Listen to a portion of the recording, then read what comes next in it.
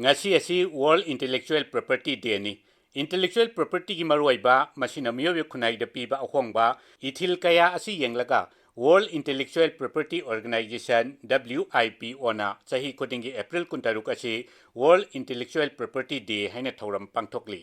April 16 ta thoram asi pangthokliba asi organization asi semnaba malem ga oiba mifam ama lising ama samapal humbudra da pangthokkiba numit adu lauduna haukiba lising ani gi April 16 tagi pangthokpa haukibani Thauramasi pangthokpana intellectual property ga mari lainaba patents, copyright, trademarks amasung design singna malem gi tongan mafam singda leiriba miyoiba khunaida kaya yamna chauna ahongba pi amadi semgat sagat pa haibasi pungning ithil piba ngamba miyoi kaya na tauriba thabak thauram sing loinana makhoina miyoiba khunaida piriba chaurba khudol asibu ikai khumnabani Radio, television, telegram, mobile phone, motor car, aeroplane, jahaz, camera, computer na singba kaya mathang lakpana malemda kaya yamna ahongba porakhibage haibasi punamangna khangnarabani ana layengi lamda lau singuda chathok chasinda natraga amaga I pau phaunabada chauna honglakliba si miyoi kaya gi haithoi singthoiba tauba ngambagi khudolni Malemda leiriba tongan ba miyoi kanglup singa sigi sakchu khenabagu makhoigi tauba ngamba haisingbachu khenai Kanagumba miyoy amada yauriba haitoi chingthoiba gyan loksing asina chingba si atopa miyoy de yaude asigumba lanai miyoy amagi top masak magun tauba ngamba khangja haijereba kayadu miyoy adugi asengba maralni asigumba lanai miyoy amagi top gunna sibu yamna maru oiba lan oire masibu ngak senaba malemgi oiba masung leibak ki oiba ain sing semle Ain sing asigi makada lanai miyoi amagi innovative idea amasung masana puthokpa polam sing matau tamba sindokpa natraga atopa mawong amada hongdok hongjen tawbada chairak piba ngamhalle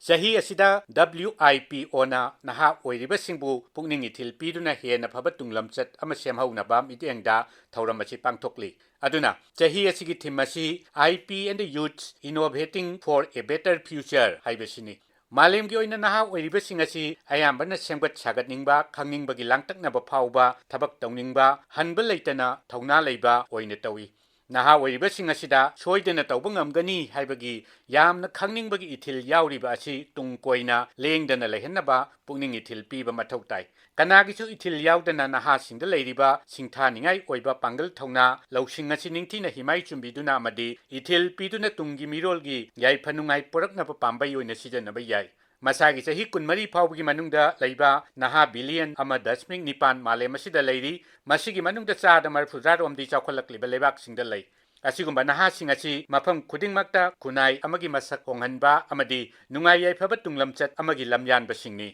Naha oiriba singda IP system gi maroiba machak sing haibadi trademarks, design rights, copyright, patents, plant variety rights, geographical indications, trade secrets amasung atay kaya na makhoi tunggi manglanda kaya yamna mateng oigadage haibasi khanghanba mathau tai Aduna lamdam amagi policy sembada naha oiriba innovator sing creator sing amadi entrepreneur singi mathau taba sing phanganaba honaba tai loinana makhoi bu sagatpa yagadaba makhoi da kanagadaba thaurang sing sengotlaga mateng pangbiduna afaba tunglamchat ama laihannaba honaba tangai fade Kunma thoisuba chahi cha asida laibak masel melakla lalol itiki thabak hengalakpa malemgi senmit londa globalization amasung liberalization khumang chausilakpa asina ngasidi intellectual capital gi Anouba saklon amasu uba phangle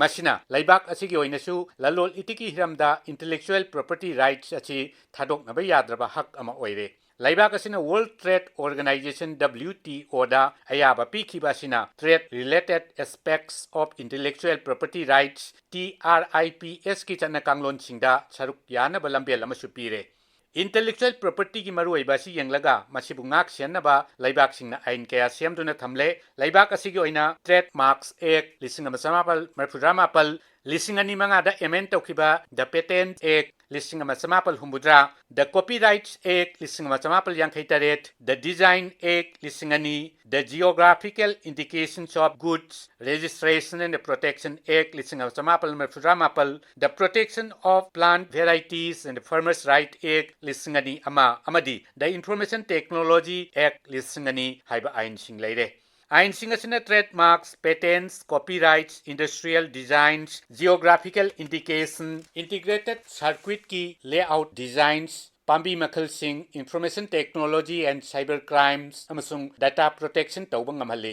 ꯅꯨꯃꯤꯠ ꯑꯁꯤꯅ ꯂꯥꯛꯄ ꯑꯁꯤꯗ ꯑꯩꯈꯣꯏꯅ intellectual ꯄ꯭ꯔꯣꯄꯔꯇꯤꯒꯤ ꯃꯁꯛ ꯑꯃꯁꯨꯡ ꯃꯔꯨꯑꯣꯏꯕꯗꯨ ꯈꯪꯅ ꯃꯁꯤꯕꯨ ꯁꯦꯝꯒꯠꯄ, ꯉꯥꯛ ꯁꯦꯟꯗꯨꯅ ꯊꯝꯕ ꯃꯊꯧ ꯇꯥꯏ ꯍꯥꯏꯕꯁꯤ ꯑꯩꯈꯣꯏ ꯄꯨꯟꯅ ꯈꯪꯃꯤꯟꯅꯕ ꯃꯇꯝ ꯌꯧꯔꯦ꯫